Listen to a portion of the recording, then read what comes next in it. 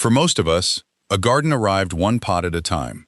A trip to the garden center in May, a cart, a few plastic containers riding home on the passenger seat. And then next May, the same trip again. That is simply how it is done now. So somewhere along the way, we quietly stopped asking whether it was ever done that way before. It was not. The dooryard gardens your grandparents kept were not bought. They were passed. A slip of something handed over the back fence. A cane bent down into the dirt until it took root. A jar of cuttings on a windowsill that a neighbor sent home with you after Sunday dinner. A garden grew the way a family grew, by handing pieces of itself along. And here is the quiet thing almost no one will tell you now. Every one of those plants already standing in your yard is holding more plants inside it than you would believe. Not next spring, this summer. Right now, in the warm middle of the season, when the wood is soft and the sap is running, and a stem will throw roots faster than at any other time of the year. Today, I am going to walk you through 15 of them. 15 plants you can multiply from what you already own. Most of them from a simple cutting, a couple of them by a trick even easier than that. Berry bushes you could never afford to buy by the row. Kitchen herbs that root in a glass of water on the sill. Flowering shrubs that a nursery sells one at a time, that you can turn into a whole hedge for the price of a little patience. You have grown food and flowers for a long time, so this is not about starting over. It is about one old habit the seed catalogs quietly talked us all out of, and how to take it back, this weekend, from the garden you are already standing in. If you have ever tried to root a cutting and watched it wilt down into a brown little stick, I want to take that off your shoulders right now. It very likely was not you. It was the calendar. A plant roots when its stem sits at exactly the right stage. Old enough to hold itself together, young enough to still want to make something new. Woody, hardened, end-of-season growth roots grudgingly, if at all.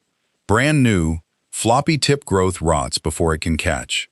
What you want lives right in between. And there is one time of year when nearly every plant in your yard is offering it at once. That time is now. Gardeners call it softwood, and a little later, semi-hardwood. This year's growth that has firmed up just enough to snap with a clean crack when you bend it, instead of folding over wet. Take a stem at that stage in the warmth of summer, and you have handed it the two things it cannot make for itself yet. Months of warm soil ahead to grow roots into, and a long runway to settle in before the cold ever arrives. One more small thing the old-timers did without even thinking about it. Take your cuttings in the cool of the morning, while the plant is still full of water from the night. A stem cut in the heat of the afternoon is already half wilted before it ever leaves the plant. A stem cut at dawn has every drop it needs to hold itself together while it roots. It is a tiny habit, and it lifts your success rate more than any product on the shelf. Miss this window, and you are fighting the plant. Catch it, and the plant does most of the work for you. That is the whole secret, and it costs nothing but choosing the right week. There is a whole shelf of products sold to make cuttings root. Almost none of it is the thing that matters. What matters is much older and much cheaper. A cutting has no roots yet, so it cannot drink from below. For a week or two it lives entirely on the moisture in the air around its leaves and the life in the little bit of ground you set it in. Get those two things right, and most cuttings root themselves. So keep the air around the leaves humid. A clear plastic bag or an upturned jar over the pot, set out of hard sun, does it. And root them into something loose and alive, not heavy garden dirt that packs down and smothers the new roots before they draw a breath. Half coarse perlite and half a good potting mix suits most of what we will cover. A few, you will see, are so willing they root in nothing but a glass of water on the windowsill. Dr. Lee Reich, a horticulturist with graduate training in soil science who spent years in research at Cornell and the USDA before turning to the garden full-time, built a whole philosophy around leaving soil alone and letting it work. He is right. The same instinct that lets soil thrive when you stop fighting it is what lets a cutting take when you stop overthinking it. Keep it humid, keep it warm, keep the ground alive, and get out of the way. Let us start where the real money hides, and where almost nobody thinks to look. Berries. Here is a number worth sitting with. A single blueberry bush at the nursery costs you a good deal, and a proper patch wants 5 or 6 of them. Nobody sells you a whole berry row at a price that makes any sense, because there is no sensible price for it. A row is not a product. And that, quietly, is the reason the knowledge of how to make your own faded out of the catalogs. You cannot patent a rooted twig. You cannot sell a hedge back to the same gardener every spring. So the industry sells single plants, and the old skill of turning one bush into a dozen simply stopped being worth anyone's while to teach. It is still worth yours. Every berry we are about to cover roots from what is standing in your yard, or a neighbor's, right now. Start here, and by fall you could have the beginnings of a berry patch that would have cost you a small fortune to buy. Blueberry. A blueberry is a soil story before it is ever a fruit story, which is exactly why it belongs on this channel. It comes from the heath family, the same tribe as azaleas and rhododendrons, and it wants an acid soil that most vegetable beds simply do not have. Understand that one thing, and everything else about the plant makes sense. To multiply one, take your cuttings now, in early to mid-summer, from this year's soft new growth. The pale, still-bending shoots, not the older gray wood, 3 to 4 inches long, the bottom leaves stripped, the cut ends set into a mix that holds the acid the plant loves. Half peat moss and half perlite is the classic, and it is no accident. Peat is naturally sour, and blueberries drink it up. Growers down at the University of Georgia often root theirs in nothing but aged pine bark for the very same reason. It stays acidic, and it drains. And if you have ever seen a blueberry with yellowing leaves laced by green veins, that is the acid story showing itself.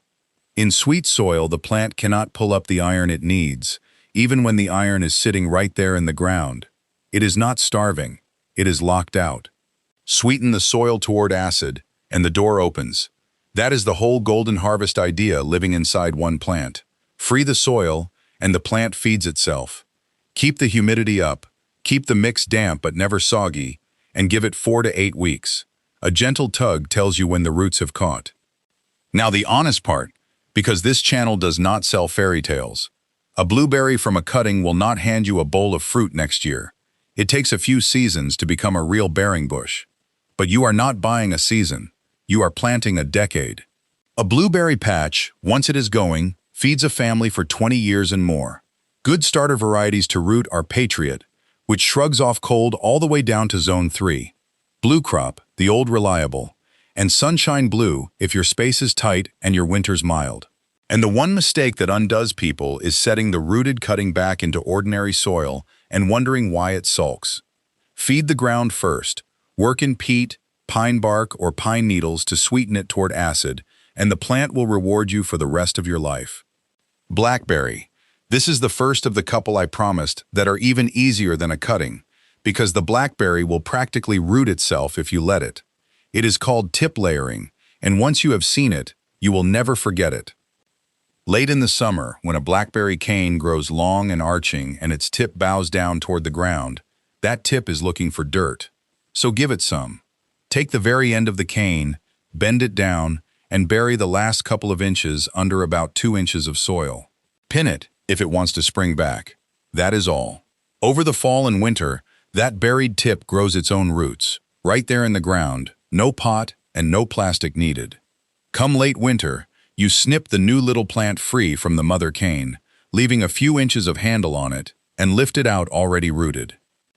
One established plant will hand you 10 to 20 new ones this way in a single season, and the old cane never even notices.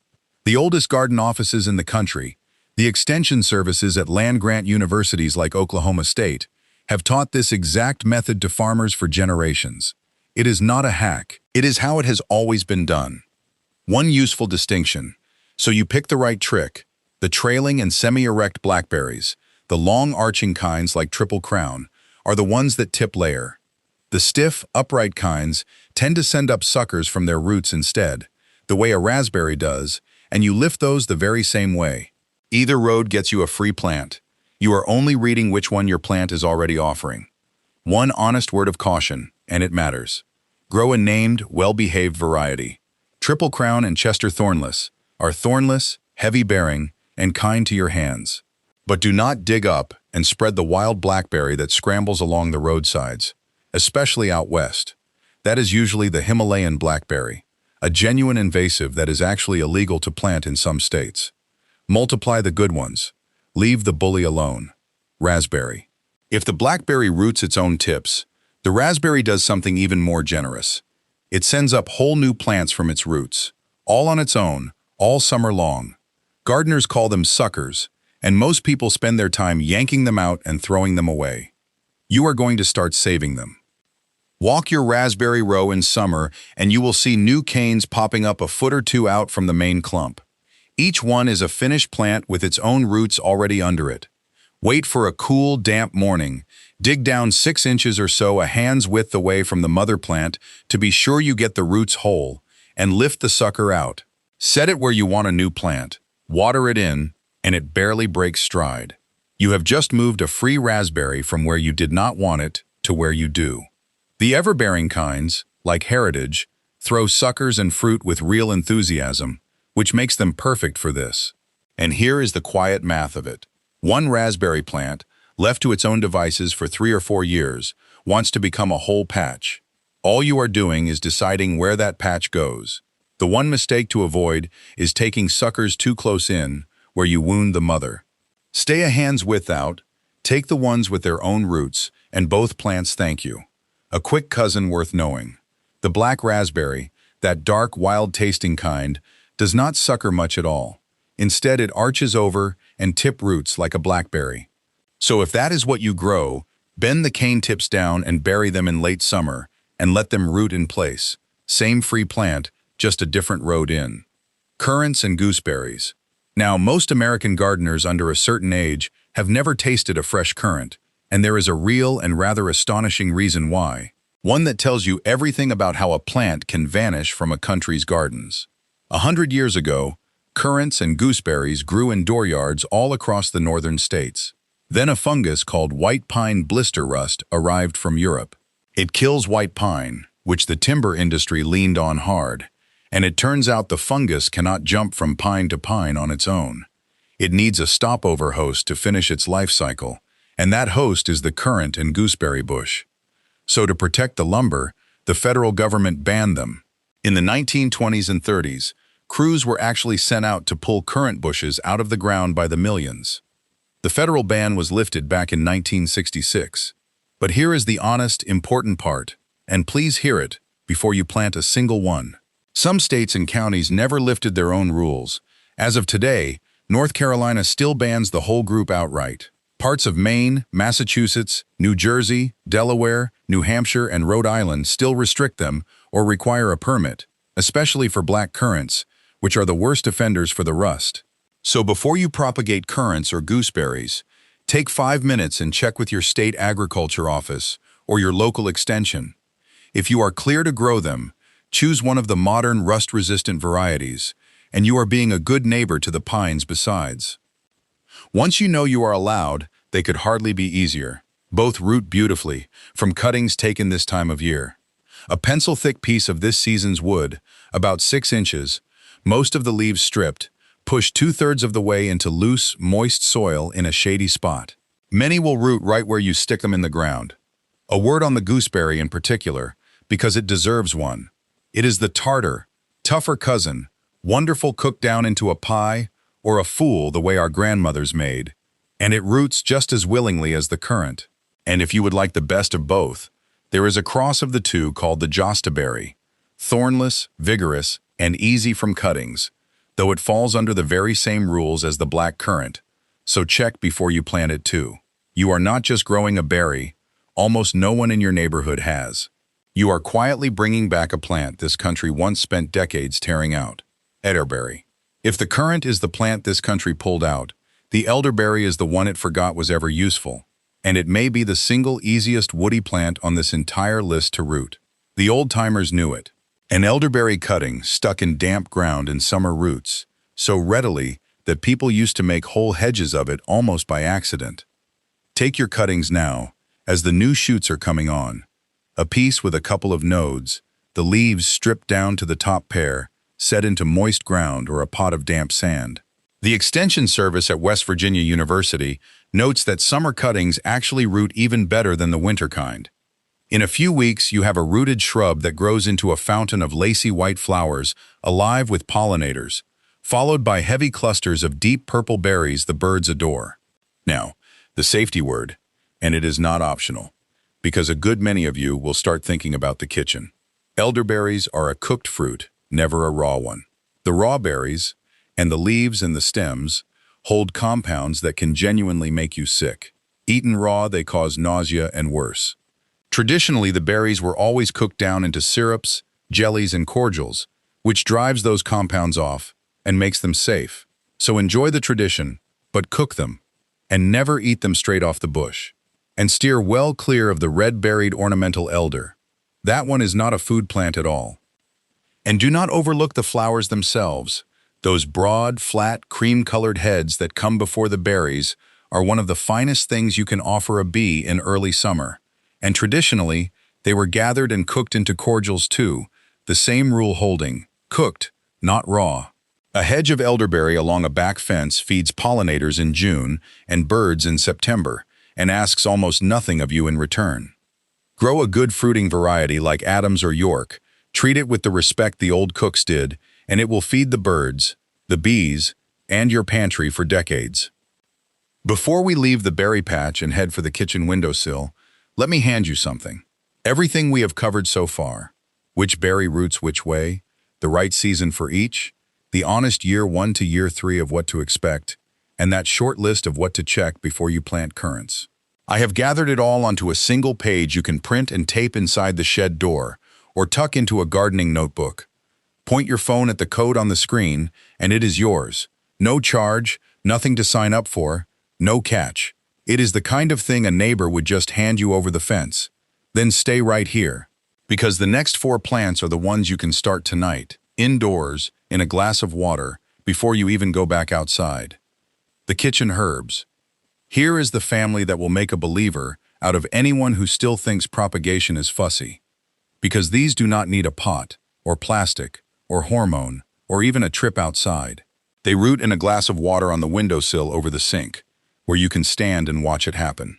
Plant 7 is mint, and its close cousin, lemon balm. Snip a healthy 4-inch sprig, pull the bottom leaves off, drop it in a glass of water in a bright window, and change the water every couple of days. In a week or 2, you will see white roots feathering out from the stem. That is the whole method. One honest caution, because mint means it. Mint spreads like it has somewhere to be. Keep it in a pot, not loose in a bed, or it will take the whole garden. Grown in a pot, though, one grocery store sprig becomes a lifetime supply.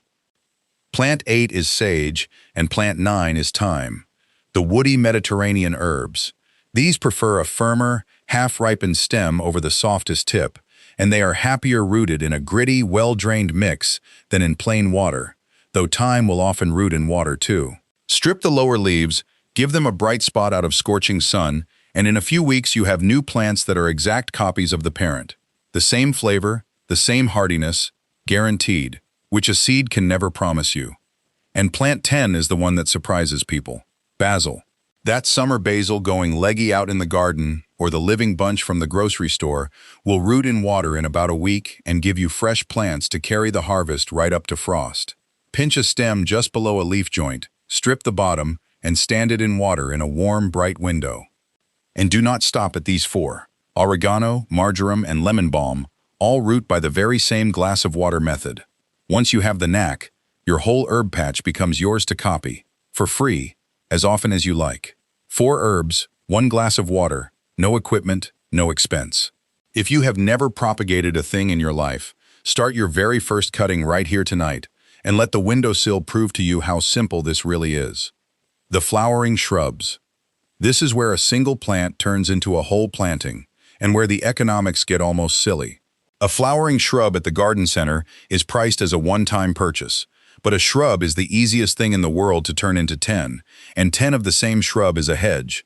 The one thing the nursery will never price for you honestly, because a hedge is not a product it can sell.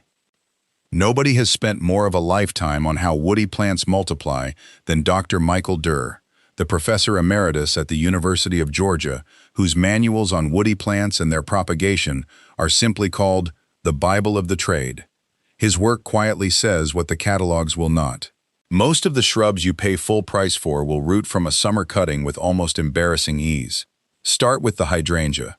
It is the one everyone loves and almost no one thinks to root, and it is genuinely simple.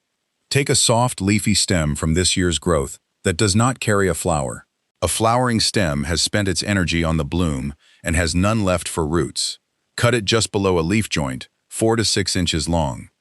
Here is the one trick that changes everything, and hardly anyone mentions it. Hydrangea leaves are enormous, and all that leaf surface loses water the cutting cannot yet replace. So take each big leaf and cut it in half across the middle. You are not hurting the cutting, you are halving how much water it has to find while it grows its roots. Set it in your perlite mix, keep it under a plastic dome, and watch for roots in 3 to 5 weeks. And a soil-first bonus, because this is a hydrangea. On the big mophead types, the flower color is written by the soil itself. Acid ground turns them blue, sweet ground turns them pink. So when you plant your rooted cutting, you are not only choosing where it grows, you are choosing its color, by feeding the ground one way or the other. The plant is only ever answering the soil. And if your hydrangea is the cone-flowered panicle kind, rather than the round mophead, that is good news too. Those root just as easily, they do not fuss over soil color at all, and they are the toughest of the whole family in cold country. The butterfly bush comes with the most honest label on this whole list, and I would far rather you hear it from a friend than find out the hard way. It roots so easily from a summer cutting that it barely counts as work. A short piece of this year's growth, stripped and stuck in moist mix, roots in a couple of weeks. But that very eagerness is the problem. The common butterfly bush seeds itself so aggressively that it has escaped into the wild across much of the country, and it is listed as a noxious weed in Oregon and Washington, where the plain species cannot legally be sold. So here is how to enjoy it honestly. Grow one of the modern sterile seedless varieties. The Lo and Behold and the Miss series set little or no viable seed, and snip off the spent flower spikes before they can seed. Better still, if your heart is set on feeding pollinators, remember that a native flowering shrub does that same job and feeds the caterpillars too, which the butterfly bush does not. Multiply the well-behaved kind and multiply it thoughtfully. That is the whole difference between a gift to your garden and a headache for the county. Plant 13 is Forsythia, the shrub that lights up like it is on fire the first warm week of spring, and one of the most willing rooters there is. In fact, where a low Forsythia branch touches the ground, it will often root itself without being asked. To do it on purpose, take a cutting now, or simply bend a low branch down, bury a section of it, and let it root over the season the way the blackberry does. One old Forsythia is a whole spring hedge waiting to happen, and a blazing gold hedge, bought plant by plant, would cost more than most of us would ever spend. Made from cuttings, it costs a summer of patience. Plant 14, catmint, is where I like to end the flowers because it is so easy it is almost comical. This is the soft, hazy, lavender blue plant that blooms for months, shrugs off drought, and that the deer and the rabbits leave alone. It roots readily from a summer cutting, and like the herbs, it will often root in a plain glass of water. Take a shoot that is not carrying flowers, strip the bottom, and set it in water or moist mix. In a couple of weeks it has roots. One catmint becomes an entire soft blue border along a path, humming with bees, for nothing at all. And the same summer cutting trick reaches far beyond these two. Weigela, spirea, and old-fashioned mock orange all root just as kindly. Once you have rooted a single shrub, you have quietly learned to root almost any of them. And plant 15, to finish, is the easiest of them all. Coleus, not a fruit, not an herb, just pure painted color for the shady spots, in leaves of burgundy and lime and rose. And it roots so fast it feels like a magic trick. Snip a stem below a leaf joint, drop it in a glass of water, and you will often see roots in just a few days. No hormone, no dome, no soil, nothing. I put it last on purpose, because if you have never rooted a single cutting in your life, and everything I have said today still feels like a lot, Coleus is where you start. Tonight, one stem, one glass, one windowsill. Watch it grow roots in front of you, and something clicks. The whole idea stops being a technique you have to trust and becomes a thing you have watched happen with your own eyes. After that, All 14 of the others are just variations on what you have already done. Here is the part I love most, and it is not on any invoice. When you learn to root your own plants, you very quickly have more than you need. A tray of rooted mint, 6 little forsythias where you only wanted 3, a row of blueberry cuttings, half of which we'll take. And that is exactly where the oldest economy in gardening quietly starts back up. You give them away. You hand the extra lavender blue catmint over the fence to the neighbor who admired it. You bring 3 rooted tomatoes to the church sale. You send your granddaughter home with a jar of mint slips and a promise that it will grow. For most of the history of gardening, this is simply how plants moved through a community. Not bought and boxed and shipped, but shared, hand to hand, a name attached. That heirloom rose blooming in a front yard 3 streets over is very likely the great-great-grandchild of a cutting somebody passed along a lifetime ago. There is a real, quiet dignity in being the person a plant comes from, and it costs you nothing but a stem and a little know-how. So if this is stirring something in you, do one more small thing today. Think of one person you know who gardens, and send them this. Not to sell them anything. Just because this is knowledge that was always meant to be passed along, the very same way the plants are. Let me pull the thread that runs through all 15. Look back at what we just covered. A berry patch, a herb border, a blue drift of catmint, a gold hedge of forsythia. Not one of those is something a garden center can sell you, because not one of them is a single plant in a pot. They are quantities. They are rows and hedges and borders, and the nursery deals in units. That is the whole quiet reason this skill slipped out of common knowledge. It was never hidden from you. Nobody buried it. It is simpler and sadder than that. There is real money in selling one gardener one plant every spring, and there is no money at all in teaching that same gardener to turn one plant into 20 and never come back. So the plant gets sold, and the knowledge which cannot be packaged, patented, or set on a shelf simply stops being anyone's job to pass along. It falls out of the catalogs. It falls out of the conversation. And a skill your grandmother would have thought as ordinary as saving seed becomes something that feels almost secret. It is not secret. It is just unprofitable for anyone else to remember on your behalf, which is exactly why it is worth remembering for yourself. I want to leave you with a picture, and then I will let you go. The first plant I ever rooted was a slip of something. I honestly could not tell you what. That an old man 2 doors down snapped off his own bush and handed to me over the fence when I was young and did not know enough to be grateful. "Stick it in the dirt," he said. "Keep it wet. Leave it be." I did, mostly because I did not want to tell him I thought it would never work. And it did. It rooted. And I have never quite gotten over the plainness of that. That a living thing would simply agree to become 2 if you only knew the season and got out of its way. That is really what today was about. Not saving a few dollars, though you will. It was about a different way of standing in your own garden, seeing it not as a list of things you bought, but as a living thing that wants to hand you more of itself, the way it handed pieces of itself to every generation of gardeners before the catalogs taught us to forget. You feed the soil, and the soil feeds the plant, and the plant, if you let it, quietly makes you another plant. That is not a trick. That is just how a garden was always meant to work. So this weekend, go out and take 2 cuttings. Only 2. The worst that can happen is that one does not take, and it costs you nothing.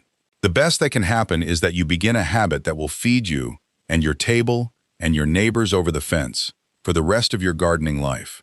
If that is the kind of gardening you come from, or the kind you would like to grow into, then you already belong here. Subscribe, and let us keep tending the old, honest way together.